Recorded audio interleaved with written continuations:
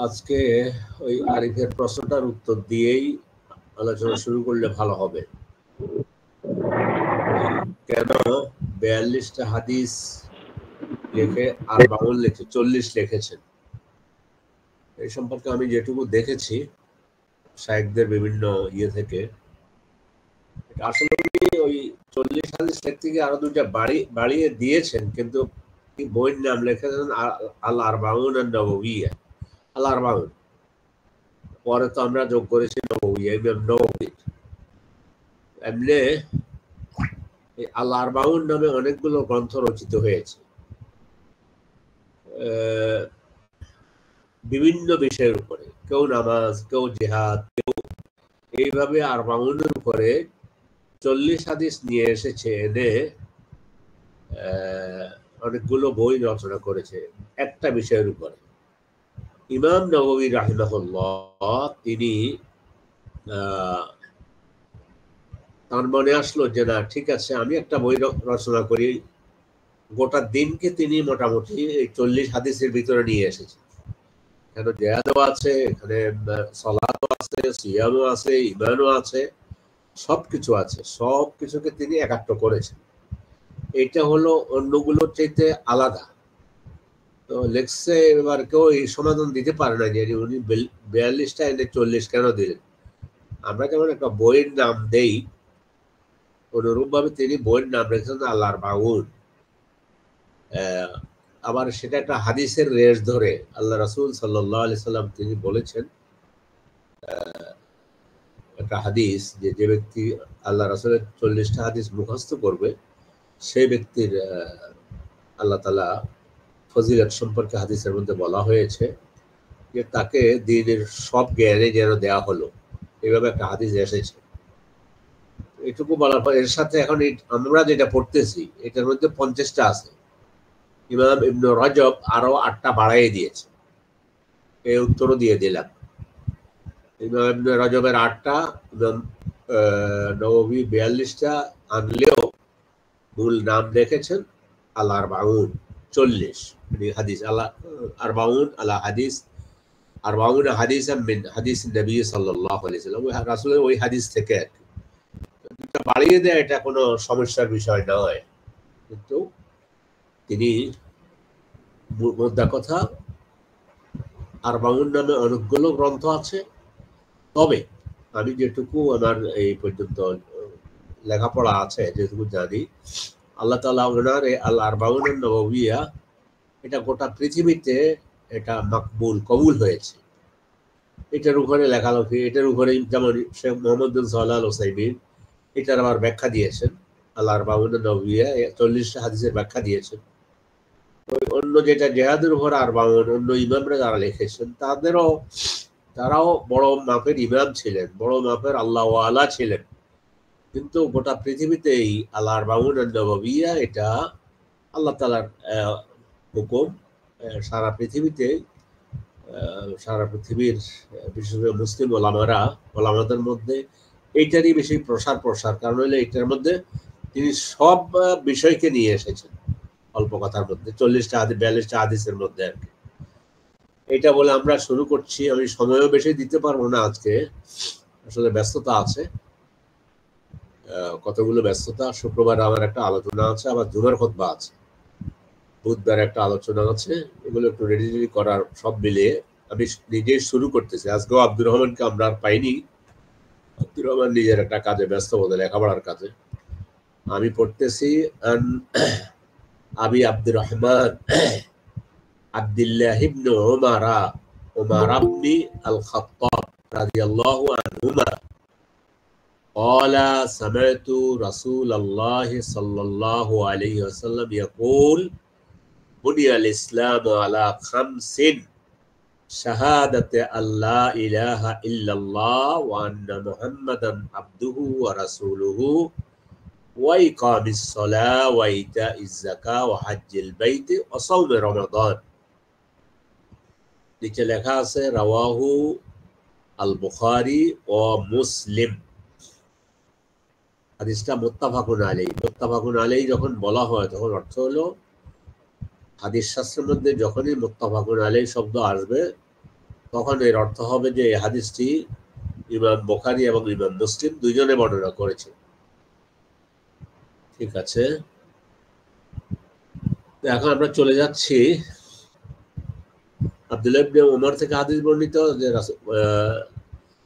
আব্দুল্লাহ ইবনে ওমর ইবনে আল খাত্তাব রাদিয়াল্লাহু কল, আমি রাসূল সাল্লাল্লাহু আলাইহি ওয়াসাল্লামকে বলতে শুনেছি, তিনি বলেছেন, বুনিয়াল ইসলাম আলা খামসিন, ইসলামের ব্যানার রাখা হয়েছে পাঁচটা বিষয়ের উপরে, পাঁচটা পিলারের উপরে। বেনা মানে পিলার। ইমানের আগে যে ছয়টা বিষয় বলি ওটাকে আরবিতে উসুসুল ইমান বলে, বেনাউল ইসলাম বলে না।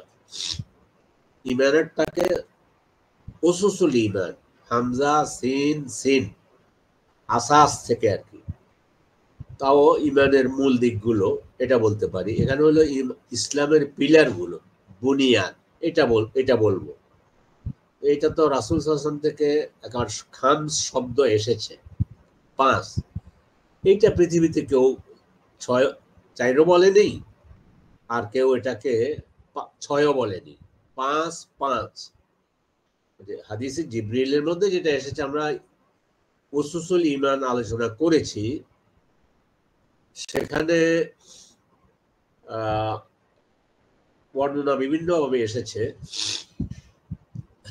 একটা হলো তো যে হাদিসে জিবরিলে 6টা পেলাম, আর সেটাকে আরব দুনিয়াতে ওলামায়ে কেরাম উসুসুল ঈমান বলে আলোচনা করে। তো সেখানে ওই যে বলছি 7, সেটার সমাধান তো ওখানে দিয়েছি, যে যেখানে যেই হাদিসের মধ্যে অল বাসা বাদাল মাউত এসেছে, ওই হাদিসের মধ্যে অল ইয়াউমিল আখির নেই বিধায় সেটা যাই হোক, কিন্তু এই হাদিসটা এবং ইসলামের একটা বুনিয়াদ, ইসলামের মানে বলছি না, প্রত্যেকটি হাদিস, এই 40টা হাদিস এনেছেন উনি। 40টি হাদিস একটি জাতির জন্য, একটি উম্মতের জন্য, একটা পৃথিবীর জন্য, পৃথিবীকে সুন্দর করার জন্য যথেষ্ট। আল্লাহ রাসূলের একটা হাদিসই যথেষ্ট একটা পৃথিবী সুন্দর হওয়ার জন্য। যাই হোক, তাহলে বলছে বুনিয়াল ইসলাম, ইসলামের বুনিয়াদ আমরা আরবিক বাংলায় বলি বেনা, যেটা বলি খুঁটি বলি, 5টা বিষয়ের উপরে রাখা হয়েছে। এইটা 5টা বিষয়। আগে যেমন বলেছি যে আমাদেরকে জিজ্ঞাসা করলে যে ইসলামের বুনিয়াদ কয়টি, 5টি, কালমা, নামাজ, রোজা, হজ, যাকাত। রাসূল সাল্লাল্লাহু আলাইহি ওয়াসাল্লাম তো কালমা বলে নাই, বলছে শাহাদাতু আল্লা ইলাহা ইল্লাল্লাহ, এবং শাহাদার উপরে কথা বলেছি। আল্লাহ নিজে সাক্ষী দিয়েছেন, রাসূল নিজে সাক্ষী দিয়েছেন, কোন ব্যক্তি ইসলাম গ্রহণ করতে হলে, ঈমান আনতে হলে বলবে যে আশহাদু। তো এখানে আল্লাহ রাসূল যখন বলেছেন যে ইসলামের বুনিয়াদ 5টি, এখানে কিন্তু কেউ ওনাকে জিজ্ঞাসা করেনি, রাসূল সাল্লাল্লাহু আলাইহি ওয়াসাল্লাম নিজে বলেছেন। ওখানে ছিল ঈমানের বিষয়গুলো, তো কোরআনে এসেছে, অন্যান্য হাদিসে এসেছে। একটা শুধু হাদিস যেটা প্রসিদ্ধ হাদিসে জিবরিল নামে, সেইটা জিবরিল প্রশ্নকর্তা ছিল, রাসূল উত্তর দিয়েছেন, সেখানে 6টা বিষয় বলেছে। তো কোরআন শরীফে 6টা বিষয় এসেছে, ওটা বলেছি। লাইসাল বিররা আন তুওয়াল্লু উজুহাকুম কিবালাল মাশরিক ওয়াল মাগরিব ওয়ালাকিন্নাল বিররা মান আমানা বিল্লাহি ওয়াল ইয়াউমিল আখির ওয়াল মালায়েকা ওয়াল কিতাব ওয়ান নাবিয়্যিন, এখানে 5টা। আর সূরা কামারার মধ্যে আল্লাহ তাআলা তাকদীর সম্পর্কে বলেছেন, ইন্না কুল্লা শাইইন খালাকনাহু বিকাদার ওয়া মা আমরুনা ইল্লা ওয়াহিদাতুন কালামহিম বিল বাসার।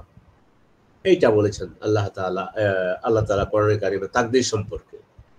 তো তাকদীরের বিষয়টা আমরা ঈমানও রাখি। ঈমানের 6টা বিষয়। সেখানে বলছে তুমি ঈমান আনবে আল্লাহর উপরে, আনতুম বিল্লাহি ওয়া মালাইকাতিহি, ফেরেশতার উপরে। আর এখানে বলেছে শাহাদাতু আল্লা ইলাহা ইল্লাল্লাহ ওয়া আন্না মুহাম্মাদান আবদুহু ওয়া রাসূলুহু, এক, সাক্ষ্য প্রদান করা যে আল্লাহ ছাড়া সত্য কোনো মাবুদ নেই, মুহাম্মদ সাল্লাল্লাহু আলাইহি ওয়াসাল্লাম আল্লাহর আবদ, বান্দা। এখানে বান্দা আসবে, আবদুহু ওয়া রাসূল, এবং আল্লাহর রাসূল, আল্লাহর আবদ রাসূল। তাহলে সাক্ষ্য প্রদান করা। ইসলামের বুনিয়াদ কয়টি? 5টি। কি কি? 1, সাক্ষ্য প্রদান করা যে আল্লাহ ছাড়া কোনো সত্য মাবুদ নেই। 70টা যোগ করলে সুন্দর হয় অর্থটা। আর মুহাম্মদ সাল্লাম আল্লাহ রাসূল 1, তারপরে ওয়াইকামিস সালাহ 2, ওয়া ইতাইজ যাকাত 3, ওয়া হাজ্জিল বাইত 4, অসৌমে রমাদান এবং রমজান মাসে রোজা রাখা। কোনো কোনো বর্ণনা এসেছে হজ শেষে এসেছে, একবার শেষে সৌমে রমাদান ও হাজ্জুল বাইতে মান ইসতাতা ইলাইহি সাবিলা এই শব্দ এসেছে। তো এখানে শুধু হাজ্জুল বাইত, বাইতুল্লাহর হজ করা, এখানে বাকি অংশটুকু আসে নাই যে মান ইসতাতা ইলাইহি সাবিলা। হজ করা তো আমরা সকলে পারবো না। 5টার মধ্যে আমভাবে প্রথমটা যেটা, সেটা সকল মুমিনের জন্যই, ঈমান আনতে এটা লাগবেই সকল মুমিন। ইকামিস সালাহ সকল মুমিন মুমিনা, বিশেষ করে 7 বছর বয়সে পৌঁছে গেলে অবশ্যই সালাত আদায় করতে হবে। ইতা আজ যাকা ওয়া ইতা ইজ যাকা, যাকাত প্রদান করা, দাওয়া, যাকাত দেয়া। যাকাত এখন আমরা দেই, আর হলো এটা সবাইকে শামিল করে না। যাকাত দেবে যার কাছে অর্থ সম্পদ আছে। আর যাকাত আসলে, যাকাতের স্পিরিট হচ্ছে রাষ্ট্রীয়ভাবে যাকাত আদায় করা। এই জন্য সূরা তাওবার মধ্যে আল্লাহ রাব্বুল আলামিন তিনি বলেছেন, খুজ মিন আমওয়ালিহিম সাদাকা, হে রাসূল আপনি তাদের সম্পদ থেকে সদাকা গ্রহণ করুন। ওখানে সদাকা অর্থ যাকাত, সদাকা বলতে যাকাতকে বোঝানো হয়েছে। একটু আয়াতটা 103 হইতে পারে সূরা তাওবার, এই মুহূর্তে তো ঠিক আছে আমি দিচ্ছি আপনাদেরকে। খুল মিন,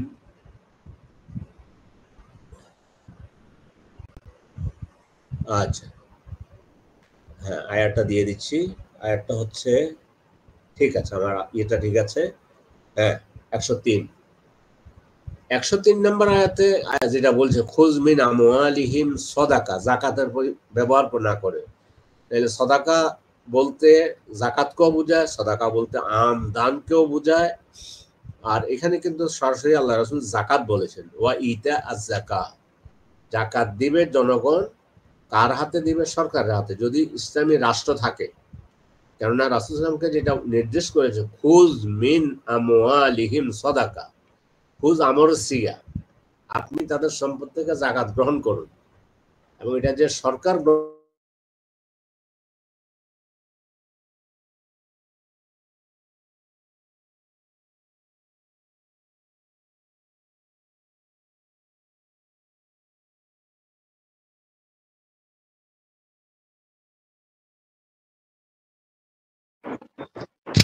ঠাকুর কথা শুনতে পাচ্ছেন? আমি কথা শুনতে পাচ্ছি না। হ্যাঁ শুনতে পাচ্ছি না। নেট চলে গেল নাকি?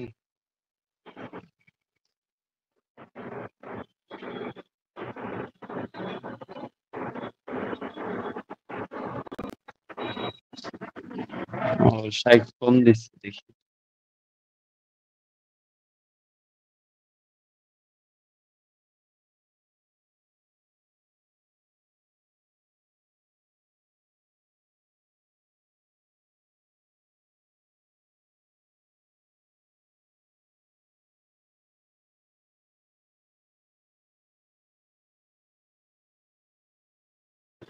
শাইখের কারেন্ট চলে গেছে বাসার, মোবাইল দিয়ে ঢুকতেছেন।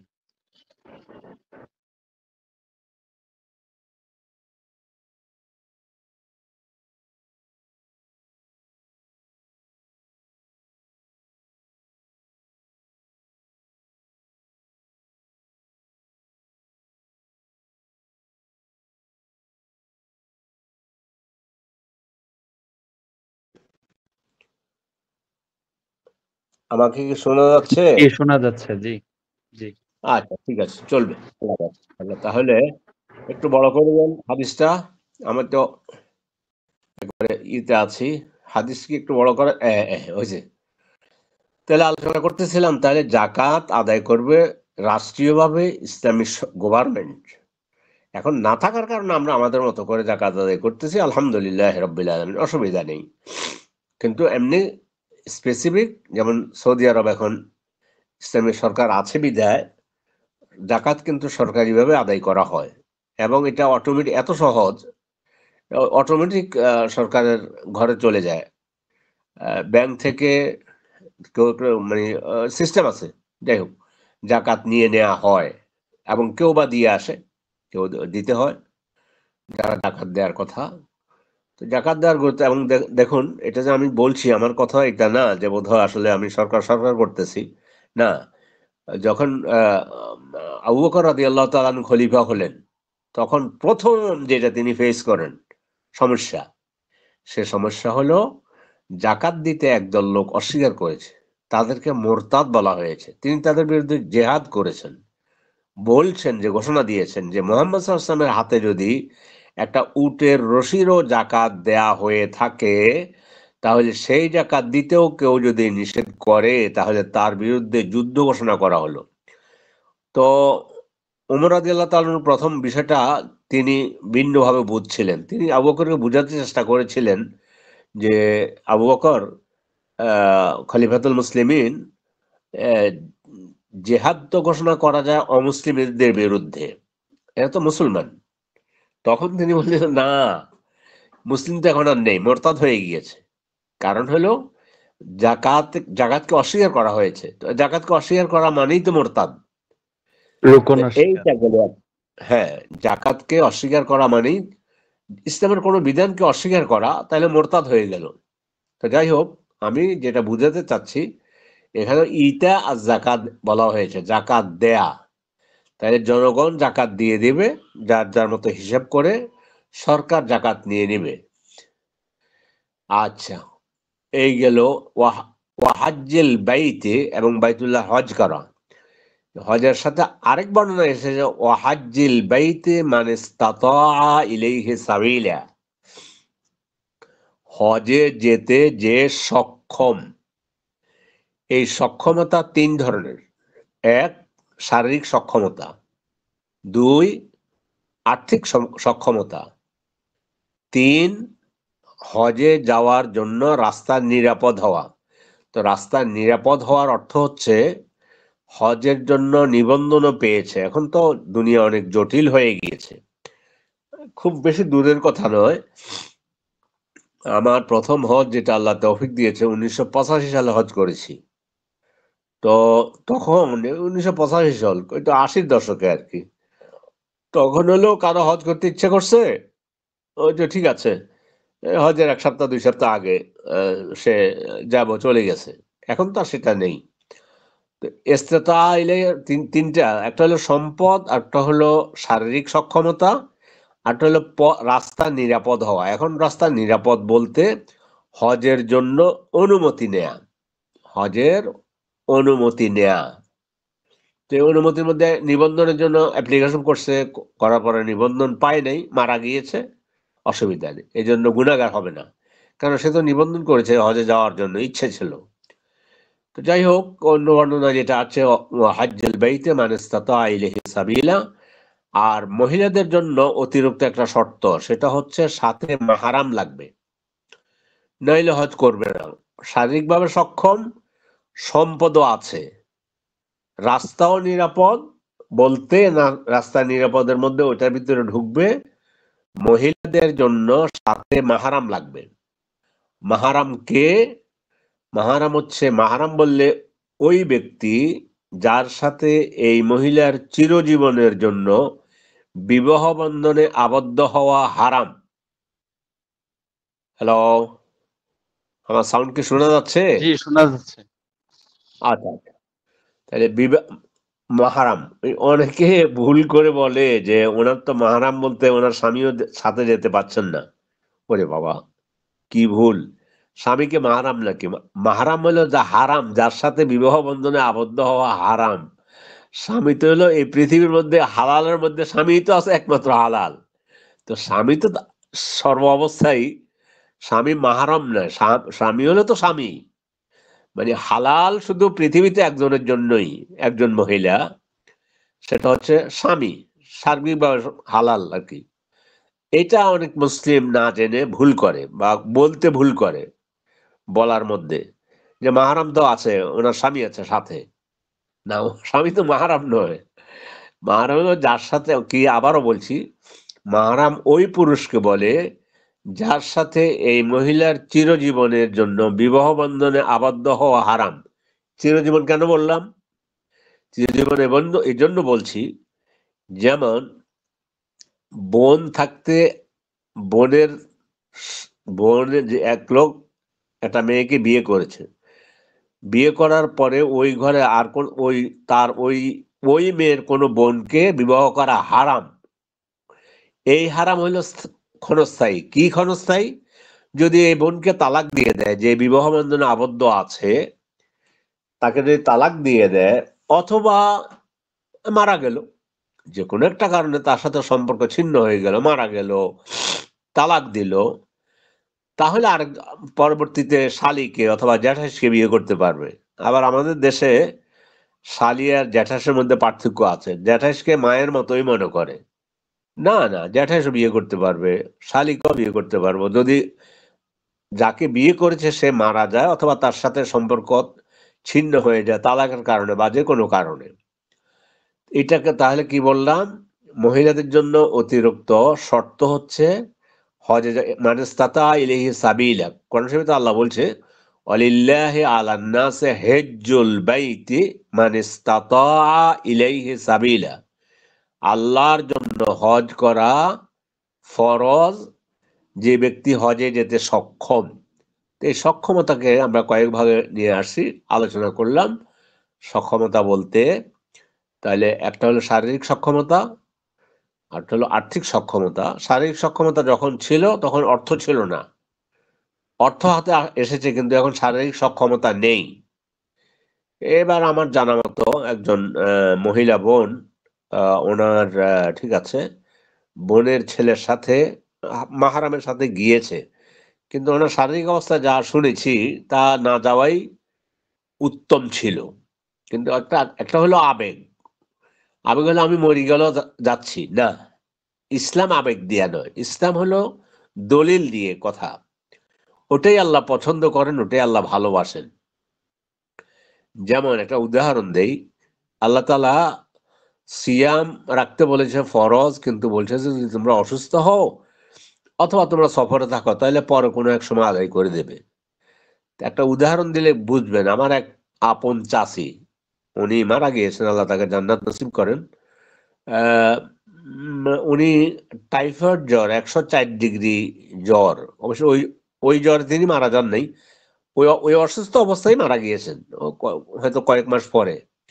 আমি আপনি গিয়ে বললাম যে উনি কি ঠিক মতো ওষুধ খাই কিনা? কয় না না না, উনি বলছে যে উনি মরে গেল উনি রোজা ভাঙবেন না। এইটা আবেগ। এই না ভাঙাটা, এখন না ভেঙে রোজা রাখাটা এটা উচিত নয় ইসলামের দৃষ্টিতে। কারণ হলে উনি নিজে ধ্বংসের দিকে ঠেলে দিচ্ছে। অনুরূপ ভাবে হজে যাবে, কিন্তু সক্ষমতার মধ্যে শারীরিক সক্ষমতা যদি না হয়, এমন যদি হয় আবেগে যে আমি দরকার হলে প্রথম মরি যাবো, তারপরও আমি যাবো রে, আমি যাব, এইটার মধ্যেই আমার এক বন্ধু আমার সাথে পরামর্শ কয়েকবার করেছে, আমি নিষেধও করেছি, তারপরে বললো যে খালাকে কোনো অবস্থায় মানাইতে পারতেছি না। অবশ্য ওনার বড় খালা বোধ, ওনার মা মারা গেছে গত বছর বা গত 2 বছর আগে, বার্ধক্য জনিত অবস্থায়। এই অবস্থায় নিয়ে গেছে। আচ্ছা যাই হোক, আমরা দোয়া করি উনি যেন সুস্থভাবে হজ করে আসতে পারেন। কিন্তু এটা আবেগ। ইসলাম এক কথা, আবেগ আরেক কথা। কখনো আবেগ দিয়ে ইসলাম নয়, দলিল দিয়ে ইসলাম।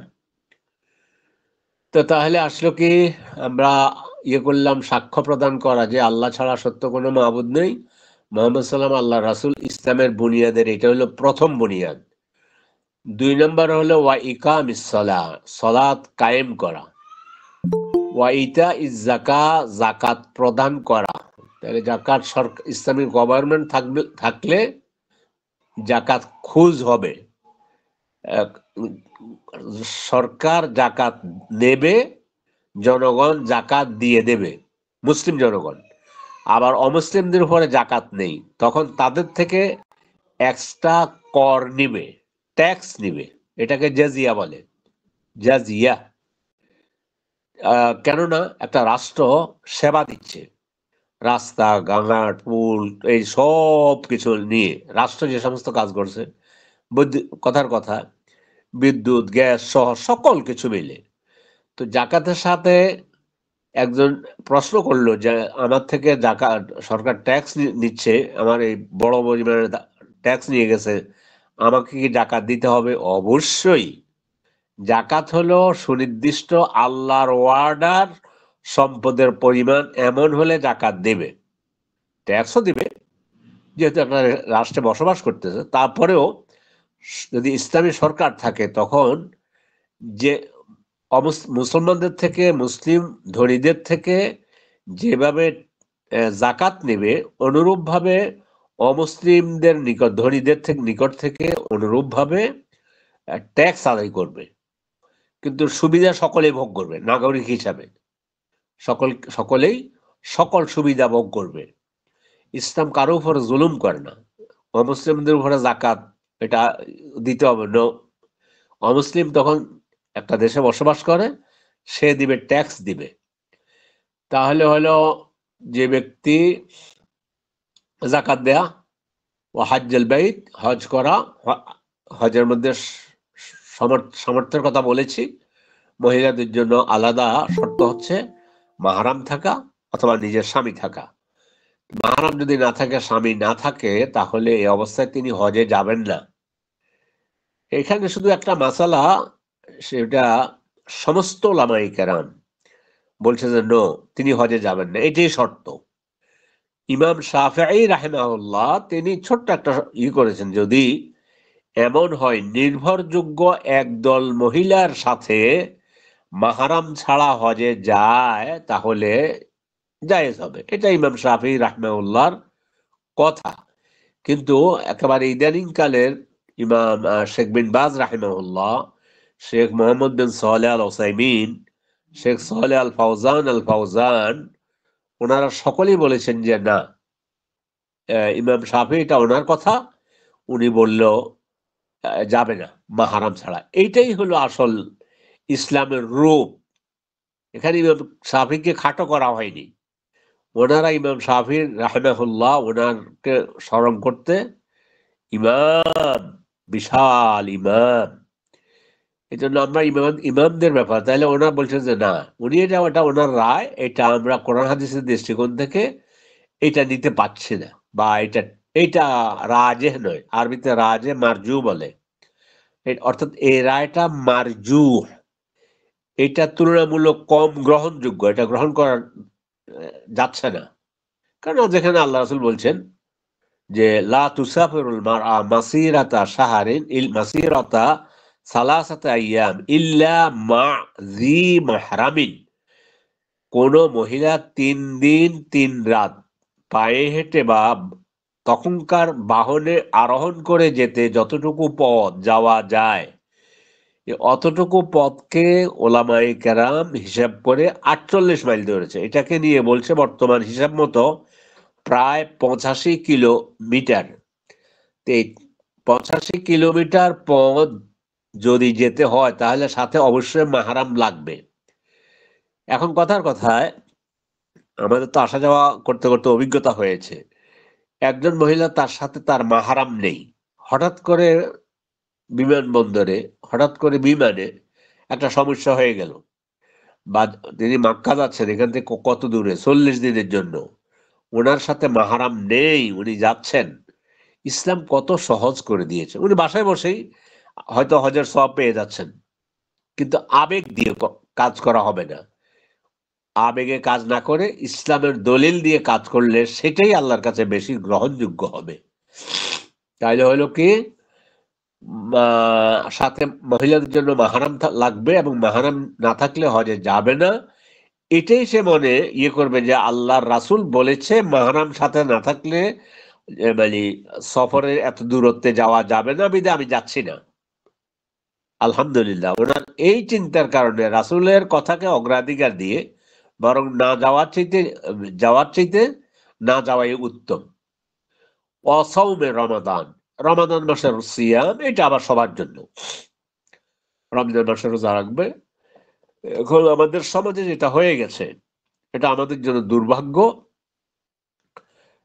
যে কথার কথায় নির্মাণ শ্রমিক আমরা যদি ধরে নিই, খেটে খাওয়া মানুষ, রিক্সাওয়ালা, মানে এদের ধ্যান ধারণা থেকে সিয়াম, সলাৎ এগুলা উঠেই গেছে, যে আমরা বোধহয় শ্রমিক, আমাদের জন্য বোধহয় এগুলার দরকার নেই, এগুলা যারা মোটামুটি আছে সামর্থ্যবান তারা করবে, আর আমরা কষ্ট করে সারাদিন আমরা তো রোজা রাখবো কিভাবে না।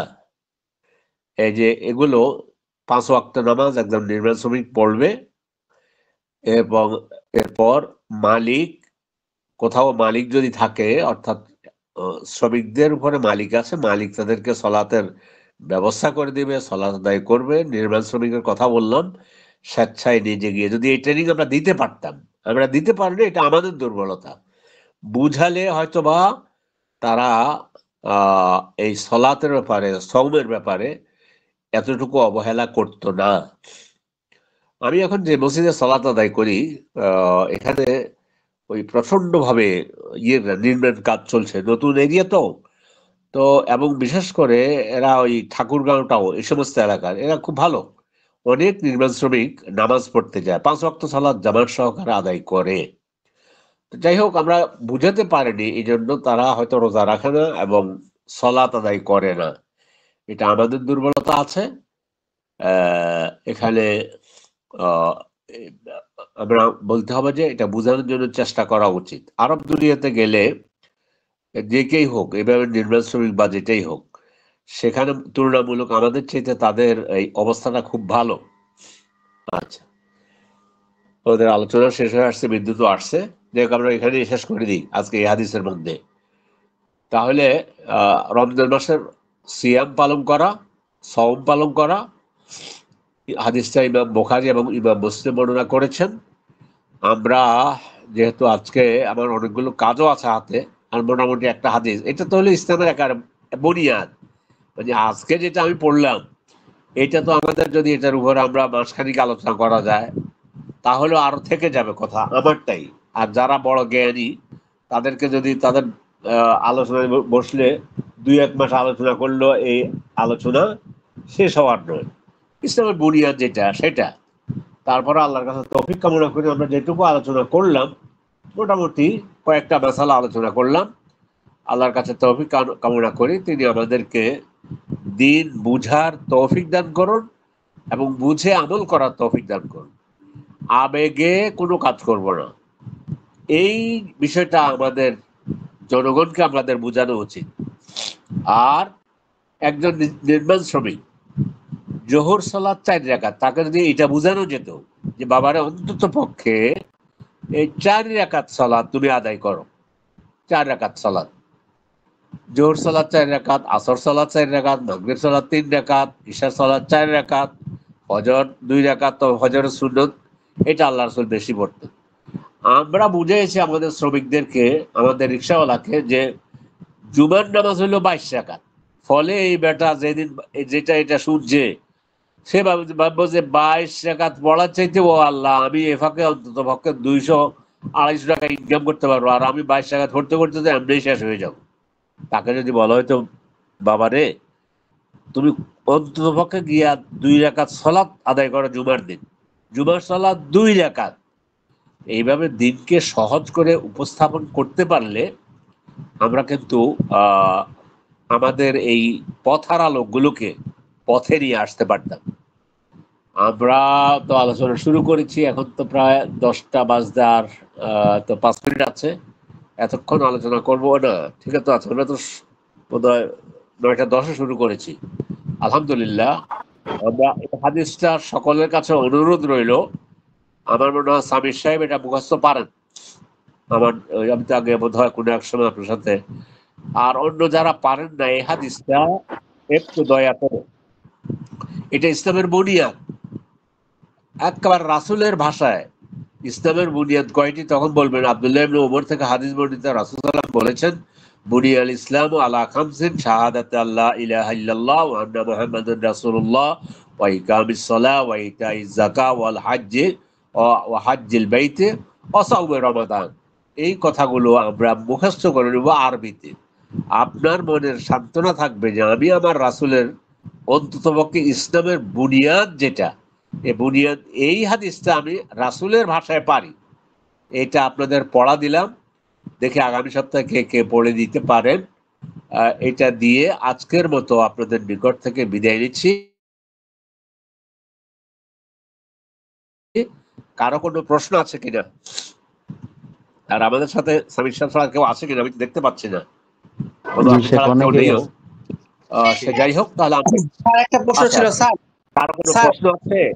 আমার একটা প্রশ্ন আছে। বলো বলো।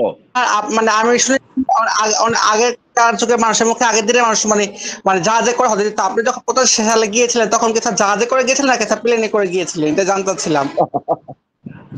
আমি যখন গিয়েছি 1985 সাল, আমি ছাত্র হিসেবে ওখানে ছিলাম। তো আমি ওখানে 1984 সালের সেপ্টেম্বর মাসের 24 তারিখে ছাত্র হিসেবে লেখাপড়া করতে গিয়েছি। তো ছাত্রদের ওখানে যাওয়া মানেই হলো, এটা শুধু পৃথিবীতে একটা দেশে আছে এই সুবিধা দেয়, আর পৃথিবীতে আর কোনো দেশ নেই। সেটা আমাদের 9 মাস পরে ছুটি, আসা যাওয়ার টিকিট, প্লেনে আসা যাওয়া, এই তো প্রায় তো সে থেকে 20-30 বছর তো এভাবে আসা যাওয়া হয়েছে আমাদের সব মিলে। তো তুমি যেটা বলছো, তখন আমি তো ছাত্র হিসাবে বিমানে আসা যাওয়া করেছি। 1985 সালের সেপ্টেম্বর মাসের পরে যখন সেমিস্টার শেষ করে হজের আগেই তখন সৌদি আরব ফিরে গিয়েছি। তখন 3 মাস বন্ধ থাকতো, রমজান, শাওয়াল, জিলকদ, বোধ হয় রমজান, শাওয়াল, জিলকদ। তখন আমরা চলে গিয়েছি রিয়াদ থেকে বাসে হজ করার জন্য মক্কায় গিয়েছি। এই ঠিক আছে। আর কারো কোনো মাসালা জগত কোনো প্রশ্ন আছে কিনা? স্যার আমার আরেকটা প্রশ্ন আছে স্যার। আবু বকর মোহাম্মদ জাকারিয়া সহ ডক্টর মানে সাইফুল্লাহ মাদানী বলেছেন যে মানে ফজরের আগে 2 রাকাত সুন্নত, জোহরের আগে বা পরে 4 রাকাত সুন্নত, বা মাগরিবের পরে 2 রাকাত সুন্নত, এশারের পর 2 রাকাত সুন্নত, আর 3 রাকাত বেতর। যদি কেউ সারাতে ইচ্ছা করতে হবে ছেড়েও দেয়, কোনো গুনাহ নাকি হবে না, আর আল্লাহর কাছে কোনো কফত বা জবাব দিতে করতে হবে, শুধু ফরজ করলেই নাকি হবে, মানে এই কথাটা কতটুকু সত্য? সত্য না বলে এভাবে বলো না, ওনারা তো আর মিথ্যা কথা বলে নাই। মানে বলতে পারো যে এই কথাটা কতটুকু নির্ভরযোগ্য বা ঠিক, ওই কথা কতটুকু ঠিক আছে। সত্য বললে আপনি তো বলি যে যেমন কি ওনারা মিথ্যা বলেছে, না, ওনাদের কথা ঠিক আছে। তবে বেতের সলাৎ স্বাভাবিক, সেখানে শুধু একটা ইখতিলাফ আছে। কোনো কোনো আহলে ইলমের মতে বেতের সলাৎ হলো ওয়াজিব, ওয়াজিব বাদ দিলে গুনাহ হবে। এমনি অন্যান্য যেগুলো বলছে সেগুলো ঠিক আছে, ওনারা যেটা বলছেন এটাই মাসালা, গুনাহ হবে না। তাই বলে আমরা এগুলা করতে আমরা অবহেলা করব না। কারণ এটা বলে তোমার আজকে শেষ। কারণ হচ্ছে কিয়ামতের দিন বান্দার প্রথম সলাতের হিসাব নেওয়া হবে, ফরজ সলাতের। ফরজ সলাতে যদি ঠেকা পড়ে যায় তাহলে নফল দিয়ে আল্লাহ সেটাকে ম্যানেজমেন্ট করার চেষ্টা করেন, করার চেষ্টা করেন, পূর্ণতা দান করার চেষ্টা করেন। এই জন্য আমরা নফল নামাজ, সুন্নত নামাজ, সুন্নাহ মুআক্কাদা, সুন্নাহ রাতেবা এগুলা পড়বো। কিন্তু ওনারা যেটা বলেছেন এটাই ঠিক, এটা ঠিক আছে, মাসালাটা ঠিক। শুধুমাত্র এক জায়গায় সেটা একটু বেশি, ফজরের 2 রাকাত সুন্নত আল্লাহ রাসূল খুব কমেই ছাড়তেন, আর বেতের সলাতও সফর রাসূল আদায় করতেন। বিধায় ইমামদের একটা মত হচ্ছে বেতের সলাত আদায় করা ওয়াজিব, ওয়াজিবটা করলে কিন্তু গুনাহ হবে। কিন্তু ইমামদের আরেক পক্ষ বলছেন না, বেতের সলাতও পড়া মুআক্কাদা, তাকিদ আছে, তবে না পড়লে গুনাহ হবে। সুন্নত তো সুন্নতে মুআক্কাদা হলে সুন্নাহ মুআক্কাদা হোক যেটাই হোক, বাদ দিলে এ কারণে গুনাহ হবে না। এই হলো আজকে আলোচনার সর্বশেষ কথা। পরবর্তীতে আমরা আলোচনা করবো যদি প্রশ্ন থাকে। আসসালামু আলাইকুম ওয়া রাহমাতুল্লাহি ওয়া বারাকাতুহু। সুবহানাকাল্লাহুম্মা ওয়া বিহামদিকা আশহাদু আল্লা ইলাহা ইল্লা আনতা আস্তাগফিরুকা ওয়া আতুবু ইলাইক।